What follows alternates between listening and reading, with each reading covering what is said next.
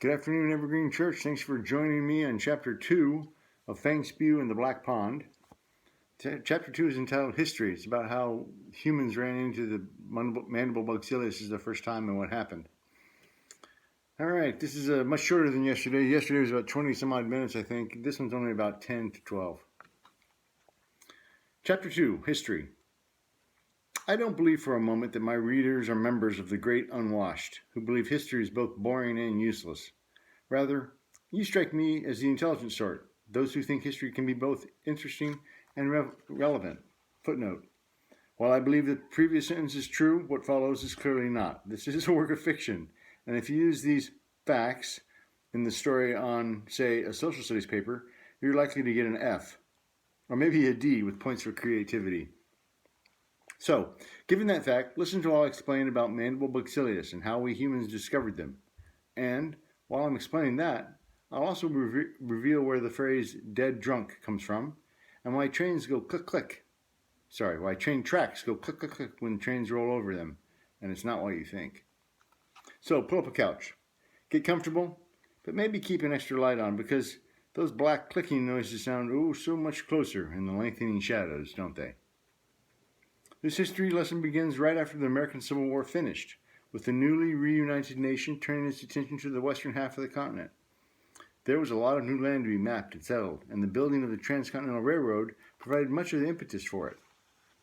Remember that up until now, the mandible bug Ciliuses were unknown to humans. Mandibles live where people don't, which up till now meant they lived in some of the rugged mountains out west, specifically the Rockies and the Sierra Nevada. And for the first time, humans were moving out there in significant numbers, with the railroad and the settlements that followed it. It is on the east side of the Rockies where we begin our story, with the Scottish man named MacGregor. His first name was lost in the river of time, but that doesn't much matter. Everyone called him Mac anyway. He was the day foreman in charge of laying track on the railroad. It was a demanding job and one at which he was skilled. He could multitask very well, keeping supplies, workers, animals, and the corporate headquarters back east all working together smoothly. It required some diplomacy, some bullying, and a lot of common sense. We would not even remember Mac if it had not been for his discovery of the mandibles. Matter of fact, he's the one who named them. But if you ask him, he'll claim no glory for it. He'd rather to have never seen them. They cost him in dead men, grim memories, and everlasting nightmares. In Mac's world, there was a bunch of hard workers. Most were unmarried, men without families. They worked for months at a time, saving up their money, and then they would just up and leave, headed back east to the civilization, simply collecting their pay and leaving, seldom heard from again. It didn't make Mac happy, losing a skilled worker like that, but it was completely understandable. Some cash money in the pocket, the lure of female companionship, sure, it made complete sense to up and leave. What didn't make sense was the number of men who departed, never to return, without collecting their pay. This odd behavior had just begun a few weeks earlier, and already 3 men had disappeared without their pay. The men had not departed together, they'd gone off on their own, and the other common denominator was that the 3 men had been each departed with a bottle of whiskey. That wasn't unusual. Lots of his men were hard drinkers. But to depart with whiskey, no money, and never return, that didn't sit right with Mac. After the third disappearance, Mac summoned his shop chiefs and passed the word the next time a man took off without collecting his pay, he wanted to know. His plan was to follow the man and figure out what was going on. Mac didn't have to wait but a day. One of his chiefs came to him at 4 p.m. the next day with information that a trigger man, one who detonated the dynamite used in blasting out tunnels and rock, had gone wandering off with some hard drink, left about an hour ago, can you believe it, all by himself. Mac wasted no time. He gathered 4 men and sent them tracking the trigger man. Don't bother him. Just keep an eye on him. The 4 men departed quickly, and Mac returned to work and the wait. 2 hours later, the men returned. They came directly to Mac's tent, looking scared. Really? Scared? Could that be it? Mac couldn't decide. They just stood inside the closed tent, twitching and looking over their shoulders as if they expected someone, or something, to burst into the tent. The oldest of the men spoke. You're not going to believe us, boss, but we're about to tell you the truth. God help us. We'll swear to it. We will, all 4 of us, and you surely want to keep this a secret. We were successful in tracking your trigger man. He was making no effort to cover his tracks. All he wanted to do, it turns out, was enjoy some peace and quiet with his bottle and thoughts. We caught up to him in a clearing about 2 miles back, far enough away so you couldn't have heard his screams if you did.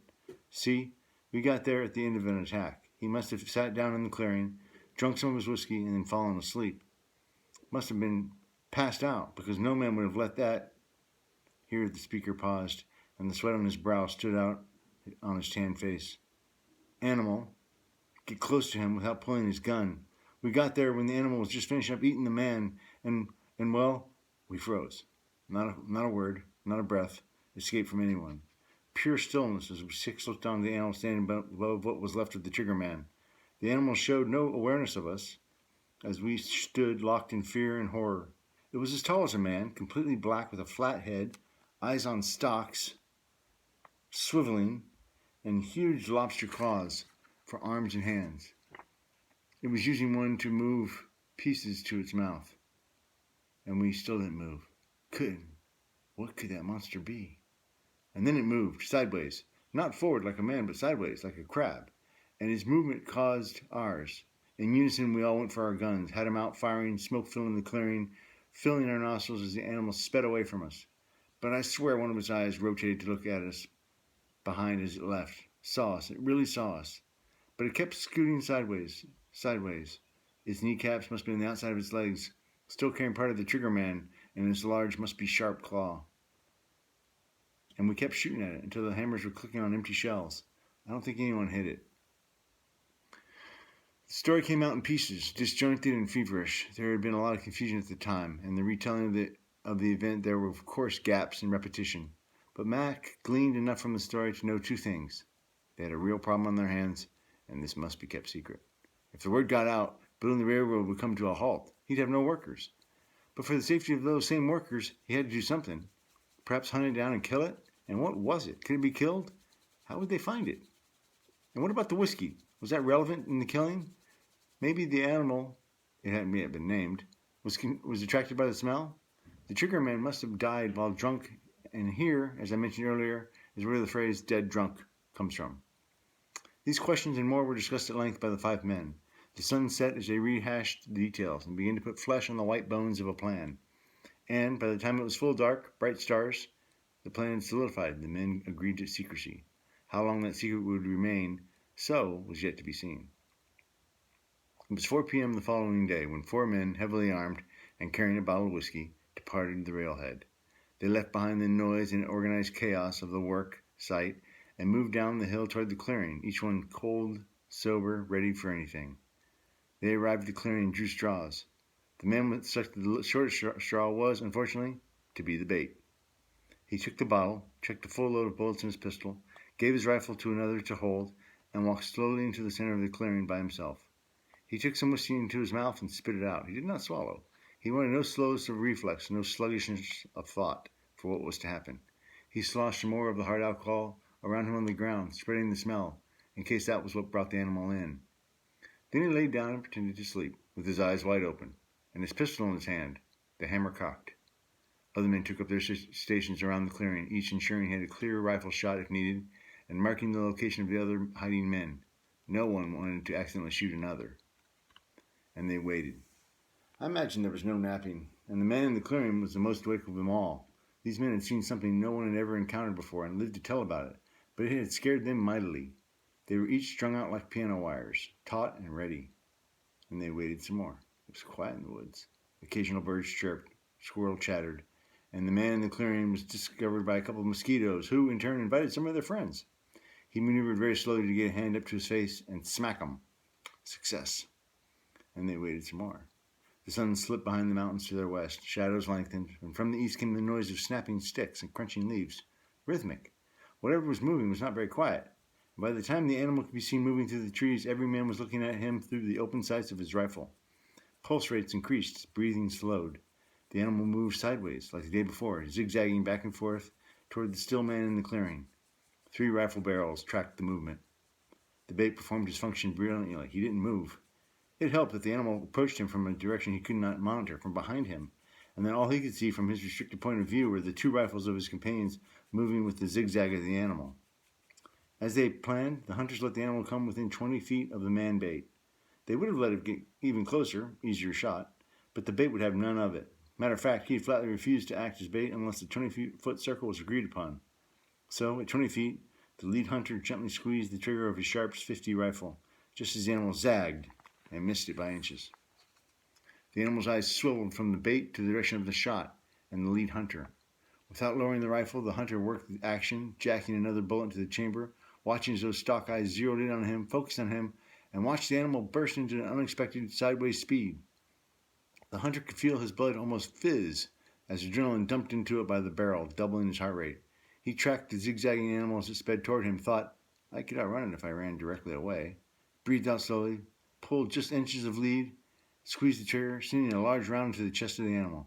He quickly worked the lever action, eyes on the suddenly staggering animal, as the woods exploded with rifle fire from the others, muzzle smoke drifting upward in the still dusk, as the black as night animal slipped to the ground, bullets impacting it as it fell. The man on the ground, the bait man, had exploded into action at the sound of the very first shot. Knowing that the animal was approaching from behind, he rolled from his back onto his stomach as quick as a blink, his gun out in front of him, pulling the trigger as fast as he could. His shots were misses. The animal was sprinting away toward the lead hunter, but he didn't stop pulling the trigger until the revolver was empty. He rose to his feet a couple minutes after the rifle fire had stopped. He wanted to give the hunters time to relax. Reloaded his revolver with slightly shaking hands, never taking his eyes off the animal now lying still between his position and that of the lead hunter. The animal was vaguely human in shape. It had 2 legs, 2 arms, large foot-long lobster pincers for hands, had a buggish face, eyes on stalks, and a mouth that could only be described as corrugated. It was completely black, and, as previously observed, the knees appeared to be on the side of his legs, explaining why it moved sideways. The bait man speculated this animal could be outrun as long as you ran directly away from it. If you ran a diagonal from it, it would catch you quickly. The 3 other hunters came up, silent and staring. The lead hunter, gun steadily pointed at the animal, hunkered down beside it and observed no breathing that he could hear, no movement that he could see. He rose, shook the hand of the bait man, and took a long pull of the whiskey bottle. He passed it around and then unrolled a large blanket. The men wrapped the animal in the blanket, loaded it up on the back of the unwilling horse. It was a quiet trip back to camp. It was dark when they gathered again in the boss's tent. Mac hunkered down beside the animal and prodded it with the barrel of his revolver. Heavy? The lead hunter answered, Yep, and look at them teeth. Mac did so, again with the revolver, using the barrel to pull back the oddly shaped lips. Lots of them, he exclaimed. Sharp. What is it, boss? Asked the bait man. Dunno, but I guess since we discovered it, we get to name it. How about Big Teeth? Bug Teeth. The bait man had attended school through 8th grade and remembered some of his science. Nah, needs to be more official sounding with Greek and Latin, and, his memory failing here a bit, maybe something Oriental. There was a moment of silence when everyone tried to recollect any Greek or Latin that they'd ever heard. Then Mac spoke again. How about mandible bug? Needs Latin. Okay, how about mandible bugcilius? There was another silence while I digested this in a chorus of assent. Then Mac asked the most important question. What do we do with it? It is, after all, sitting inside my tent, and it will not be spending the night in here. Bury it, said the lead hunter. Mac. Agreed. Where? Lead hunter was quick with his reply. In the rail bed, underneath where the tracks will go. It's already dug out. Tomorrow's shift won't notice if the dirt is shifted around, and after the tracks get laid on top, no one will ever discover the body. Yet another silence. Slow nods. Mac spoke, pointing. You two, go out and scout around. If you see anyone, use some excuse to get them to move away. I want no one, and I mean no one, to see this. We'll wait here until you report that it's all clear.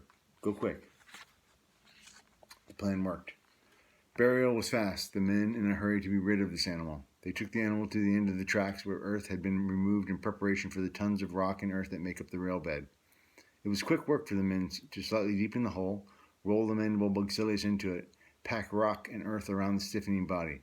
It was quiet work, too, each man alone with his memory's eye. Mac returned to his empty tent thinking, if there's one mandible bugcilius, there's more. We're going to have to do this again. And he was right. Over the next 3 months, primarily at the higher elevations, the hunting party went out carrying whiskey. They'd come back often, carrying a heavy blanket, and slowly the train tracks moved west.